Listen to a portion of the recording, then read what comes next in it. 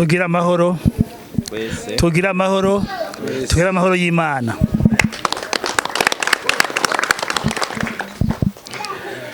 Kuno musi uri hejuru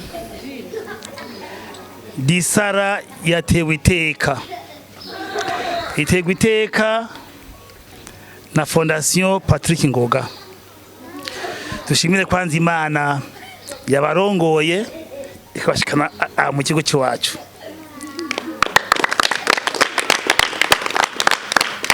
Banyakubaha mwatugendeye, disara nishira hamwe rijejwe gufasha ibibazo by'abagendana ubumuga. Nishira hamwe rukristo turasenga mu gatondo, ku murango no ku mugoroba. Dushira imbere urukundo rw'umuntu utazi, umuntu wese kirimo muntu, cyane cyane umuntu agendana ubumuga. Twebwe rero ikivugo cyacu ni uko tudasa mwewe turangana, différents mais égaux. Turashimye Fondation Patrick Ngoga yo yiyumviriye abana bagendana ubumuga batazi, bagacoma igitoro kandi kizimvye, bagatumwanya wabo bakaza kuturamutsa. Rero banyakubahwa, ntimuruhe kubera ahiwacu niho twitangura gufasha. Dufise ingorane nyinshi cyane gose, ni mu ntango dukeneye abantu benshi bo dufata mu mugongo. Raba bana nta vuriro dufise, bakeneye abaganga spécialisés, babandi bazi kugorora ingingo, babandi bazi kuvura cyangwa zo mu mutwe. Dukeneye n'imiti yabo irazimvye cyane gose, irazimvye. Tubuza amazi amagasenyi ni nzahabu, kuya nyene igitoro gihigwa ijoro n'umutaga, natwe amazi ni kibazo. Dukeneye ingendeshwa. Aba bana bacu aba kenshi baragwara, mbenga bugwara umwe ku mwanya.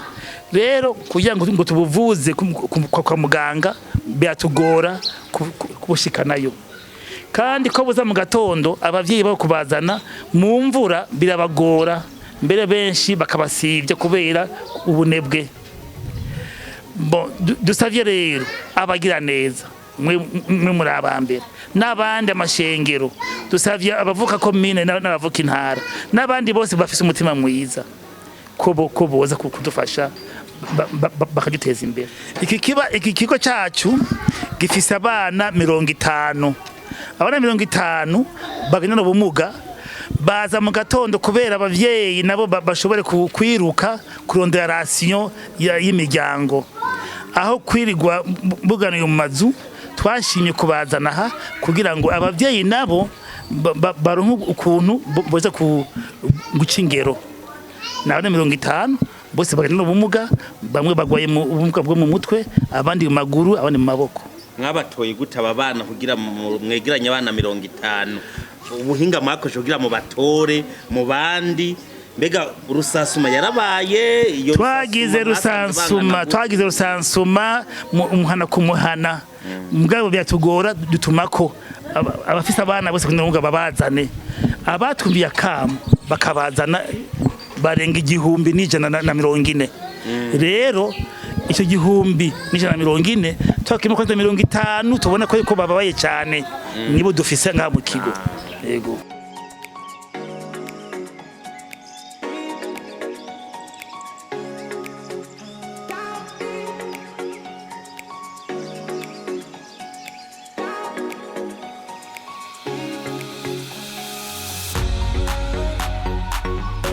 Nanje ni Ngoga Patrick, President wa Fondation Ngoga Patrick. Je nk'umwe mu bagendana ubumuga, ndashimiye cyane abantu biyumviriye iki kigo. Ndashimiye Papa Simeo na Fidele ari mu mahanga kuba bariyumviriye, n'abandi bose komite igize iyi centre ya Disara. Ko si benshi biyumvira ku bantu bagendana ubumuga. Ndazi barakoresheje uburyo bwinshi, barakoresheje umwanya barakoresheje ibintu bigoye mugabo kubera urukundo Imana yabahaye barabishikako. Urabona aba bana baranezerewe, iyo batari kuba bari ngaha ntitwari kuja buri mwana umwe mu mihana, mugabo tubasanze ahantu hamwe. Imana ibahezagire cyane papa, nabo mukorana bose urabashimira. Uti abagendana ubumuga bibujumbura barabashimira kungene muriko murafasha abagendana ubumuga. Twe twarize mu bigo by'abihaye Imana, abamasera, abafrera, abapatiri, twarigishijwe urukundo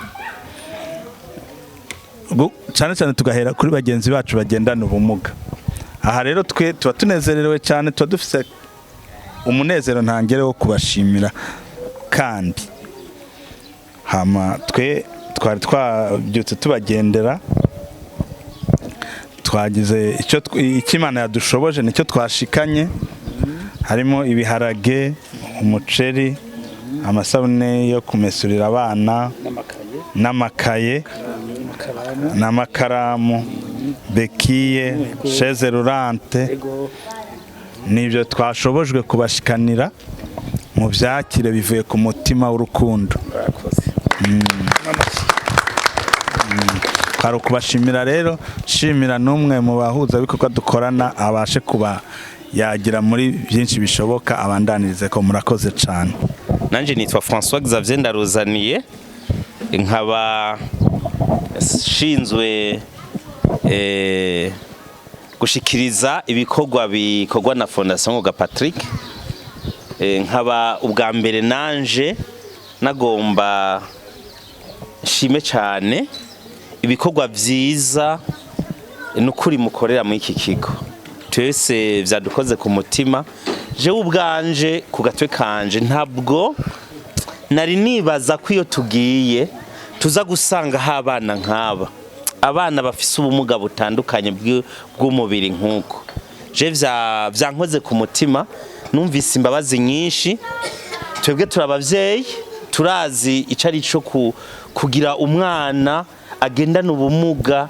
Turibaza twebwe mu bana iwacu ntabagendana ubumuga barimwo, ariko turibaza nk'umuvyeyi afise ikibondo kimeze nk'uku, ikibondo kimeze nk'ibi bindi twabonye, tukumva ku mutima w'ukuntu yama yiyumvira buri munsi, tukumva yuko akeneye gushigikirwa, aba bana bakeneye gukundwa. Rero ivyo biri mu ntumbero za Fondation Ngoga Patrick, yuko umuntu wese agendana ubumuga mu Burundi aronka bamwitaho, kuko kugira uvukuri kimuga si wowe waravyigize. Nukuvuga ico bita mu Gifaransa, nous avons la responsabilité sociale, yuko umuntu wese agendana ubumuga mu gihugu cyacu cy'u Burundi aronka abantu bamushikako bakamufasha. Murabona harimwo abana urunugwaruka, abantu ntimubabone bameze uko, ejo hazovamwo abantu bakomeye cyane. Papa Patrick uyu nawe akingana n'aba bana ntiyarazi yuko no Musa azoba umuntu nawe yovamwo umuntu ashobora kwitaho abandi bana. Yarerewe mu bigo nk'ibi nyene muri komorera mwaba bana. Bisigwaro yuko aba bana n'abana ejo igihugu kizoba gikeneye. Aba bazovamwo aba engineer, bazovamwo aba docteur, bazovamwo abantu bakomeye, mbere bazogaruka bakanasahiriza n'abandi, kuko kwisi yose kuva no kuri Yezu murabizi ibimuga vyamye biriho, abantu bagena umuga bamye bariho. Bisiga yuko ntituvuga ngo nta kimuga kizoswa kuvuka kwisi. Nuvuga yuko aba bana rero bazogenda bakurira mu rukundo. Nico kintu ca mbere Mutama Simewo, ikintu ca mbere twakunze n'urukundo twasanze mu kino kigo, kubona mwari yumviriye intuntu abavyeyi bafise aba bana bagendana, mugaheza mukavuga muti reka tubaremurire umutwaro abana, tubakire mu gatondo, tubagaburire, tubagira entretien, kubera uru rukundo, kubera ari umwe mu miryango aba yumva intuntu. Hariho n'abavyeyi babanyegeza.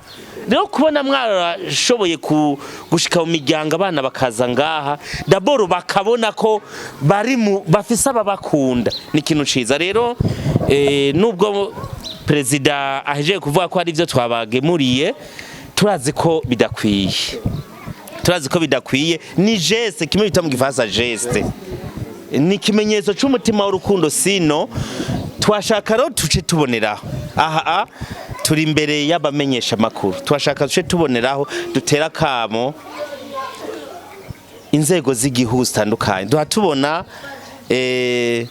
hari ubushikanganje bwo gufatana mu nda hari nyenshobora umutamukanyi w'umukuru w'igihugu duha tubona agendera ibigo nk'iba afasha abana nk'aba turamuteye akamo turateye akamo n'abandi bagira neza hari amashirahamwe akuranga hana mpuzamakungu basanzwe mu nshingano zabo harimo gufasha kene aba bana turashaka yuko bazokura shaka yuko bazokwiga baje mu mashure specialize nk'ubu muri Cibitoke ngaha turi Buganda mwasavye yuko muri kino kigo bobaha amazi mukuru w'umutumba yabivuze ko atamazi mufise bavuze yuko mudafise ukungena abana bagwaye mu mashikana kwa muganga murakeneye ikishunguruza abana nibikorwa byanyu kugira mu barondere ico bafungura barakenera yuko muro nk'ico kibunguruza imodoka doliye zikora coordination y'ikorwa nk'ibi twumvise yuko mubwa muti hariye ivuriro rikure ico duhanga hafi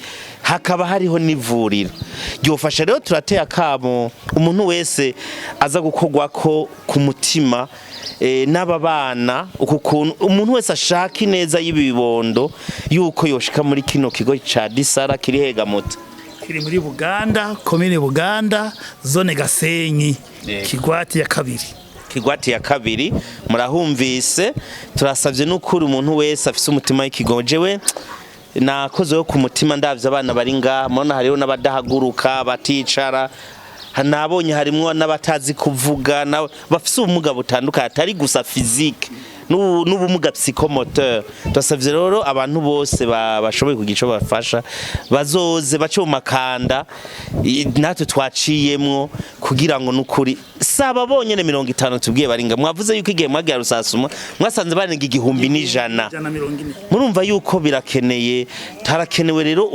ko intwaro ko abagira neza abakozi b'Imana amashengero batabona ko ari umutwaro mwebwe gusa mufise abo muri kino kigo umuntu wese yumva ko afise umutima w'ikigongwe abigira umutwaro kugira ngo ababone aba bana bavuyemwo abantu bazogirira akamaro igihugu cyacu cy'u Burundi murakoze Imana ibahezagira hama naravye abana bose nabaravye ngendaraba mu bana bose hari abamongol nk'ibi byose ubusanga bitangurira mu gusama bakurikiranye nk'abavyeyi bibungenze hakiri kare barabibona bagashobora guprevera nk'ibi byose kuba rero nibaza yuko ubwa mbere na mbere twotangura kwitaho abavyeyi bibungenze cane cane kugira abana bavuke atabibazo nivyo cane cane abavyeyi bibungenze cane cane niho twotangurira ndibaza kuko tutabitayeho abana nk'aba bogenda biyongera nibaza yuko ari ivyo Dimana James nsanzwe ndumutware ngaha muri kigwati ya kabiri Gasenyi centre hama reka dushimire cyane mwebwe ukuntu mwatugeze ko muza kuraba kumbure iki kigo ca Disara cemeye gukoranya abantu bagendana ubumuga mbere ndanashima cyane ukuntu bagize enquête bakaja mu mihana mbere hari no natwebwe muri administration harabo tutari tuzi ko hari ingo zimwe zifise abana bagendana ubumuga bamaze kubatuma ko ngaha twarabonye koko ari kibazo gikomeye kuko mu biharuro baduhaye ni biharuro biteye ubwoba usanze umutumba ngo shamwe itumbi birifise abantu barenga 1000 bagendana ubumuga murabona ko gihugu gifise ikibazo rero ndashima cyane uyu mutsiri Fidel yiyumviye gushiraho iki kigo Disara kubera ko nawe arazi ko abarundi bavuga ngo inda woyibaza uwayiraye ko kandi ngo hajya mu kirundi baducira umugani ngo urayinzara urabona ko inzara ibabaza none Castro mu by'ukuri ndamushimira cyane Fidele kubera ko agenda n'ubwo arabonye ko byamurusha yaruhije abavyeyi biwe nawe arimvura ati nukuri nk'umusamariya w'imbabazi mbere niko no mwitwa hari umusamariya w'imbabazi kuko na Bibiliya irabitubwira kwiyumvira kuri aba bagendana ubumuga arabakoranya akoresheje ababizigirwa dufise aha hantu kuko abari ababizigirwa niko bivuga kabisa nabizigirwa kuko barakoze birashimwa kwiyumvira kwitanga ntibahembwa bakaza kurondera abantu bagendana ubumuga bakagira enquête bagashika ahantu tukabibona kandi tukabibona ko nka administration turabibona ko aba bantu koko bagize igikorwa gikomeye cyane rero ariko ikigo gitangura carahuye n'ingorane kuko nama hafi yacu nibaza ko mubaye umugwi ugira nka kane ugeze aha hantu kugera kuri aba bana mu by'ukuri nk'umuntu Imana yaremye twebwe yaraduhaye amagara meza urabona ko mfise amaguru yose nkagira ubwenge mugabo ukaje usanga Imana nayo yararemye umuntu agendana ubumuga kuko ni Imana ibikora ndabashimye cyane ukuntu mwaje aha hantu kuraba mwiyumviye irya n'Imana yabakoreyemo kugira ngo muze tureka tugera aha hantu kuko mwabibona ku marezo sosio mukabikibaza ati ikigo tugomba tuhagere ndashimye cyane hama hari ikibazo dufise aha hantu ubwa mbere tufise ikibazo cyo kwiyunguruza iyo abana bagwaye nukuri nama nabibonye ngaha tugafasha kwe turonka uburyo dushikana abana kwa muganga ugasanga bamwe bashitse barembye mbere ugasanga amaze n'imisi indwi yose kwa muganga kubera ko babuze uburyo bwo kwiyunguruza bashikana abana kwa muganga ikigira kabiri aho rero tugaca dusaba mu by'ukuri ko Imana yabakoreyemwo kaba tumati ngwino mugera aha hantu nyabuna turabasaba ko hamwe mwododo urashaka Imana ikabahezagira mukaturonsa ingendeshwa yo kwiyunguruza byo bari bikintu cyane gikomeye kandi hajya ngo iyo dutanze Bibiliya nitubwira ngo inshikano byose dutanze ni nyegu y'Imana niko biri bivuga ni nyegu butanga y'Imana n'ubutanga y'umwana w'umuntu nukuvuga iyo utanze genda gufasha kubaka ishengero genda gufasha abagowe genda gufasha bababaye tanga ishikanwa gikigira 10 uninyegu y'Imana ubutanze n'ubutanga y'umwana w'iki w'umuntu tugasaba rero ko mu by'ukuri Imana ibashoboze cyangwa mukatutodorera imbere mukaturonsa iyo ngendesho kugira ngo tuze turadeplacer aba bana baja kwa muganga ikindi kigira kabiri turasaba na centre de santé turafise ikibazo mu kuri nta baganga abantu ubona bari ngaha novuga ko ari Imana ibafashije kuko iyo bagwaye ni kibazo nta muganga bakurikira bava muhiri wabo mu mihana bagwaye bashika ngaha ugatangwa kudahwa rege bagwaye malaria mugabo yaba hari vuriro nibaza ko ico kibazo kiba carakemutse muri make rero ndashimye cyane ku ruhande rwa administration ndashimye cyane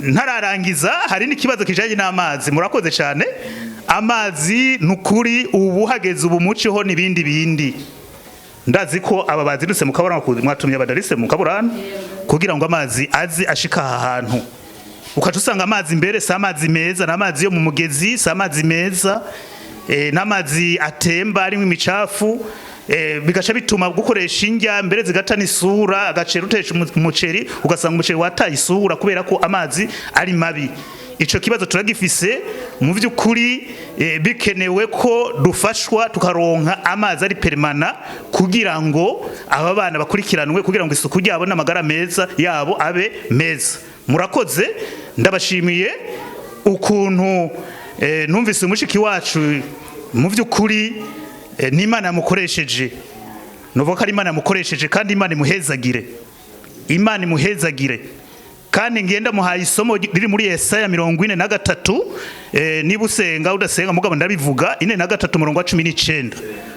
murakoze cyane Yesaya 43 umurongo wa 19 ugenda uhasome kuri iki gikorwa mukoze Imana nayo yabibonye ko igiye gushumbusha ibikorwa byiza mwaje kudukorera ngaha murakoze turagushimiye Uwiteka turagukengurukiye n'amahoro ukuntu wabanye natwe uhereye kuva dushika ngaha ukaba utwemereye kugera amasaha twese duhumeka umwuka wazima nubihere gucubahiro Yehova suko twari beza cyangwa se suko dufise akaranga kuruta abandi n'ubuntu watugiriye nico gituma rero mwami wacu akakanya n'isaha dufukamitse amavi y'imitima dushima ivyiza wama wadukoreye Yehova nubwo turabanduye imbere n'inyuma databuja turabanyavyaha ariko waravuze ko nk'icyahaga mwami ugakunda umunyavyaha ndakwinginze rero mwami wacu ukomeze kuduharira Yehova utaduharuriye uzobukoze bana natwe rero mwami wacu ubwo watugiriye neza ukatuzanira ababashitsi Yehova si kubwacu ni kubwawe nico gituma rero mwami wacu dukomeje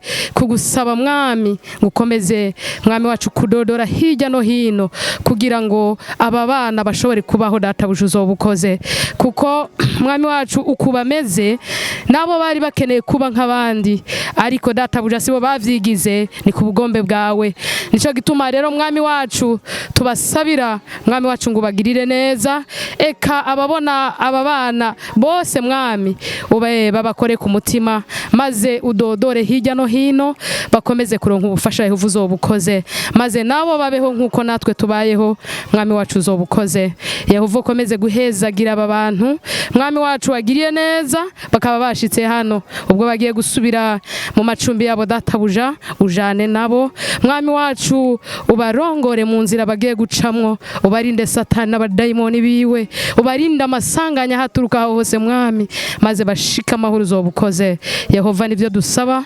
tutinginga twinginga tudategeka twizera kubidukorera muri rya zina ryo waducunga Yesu Kristo amen.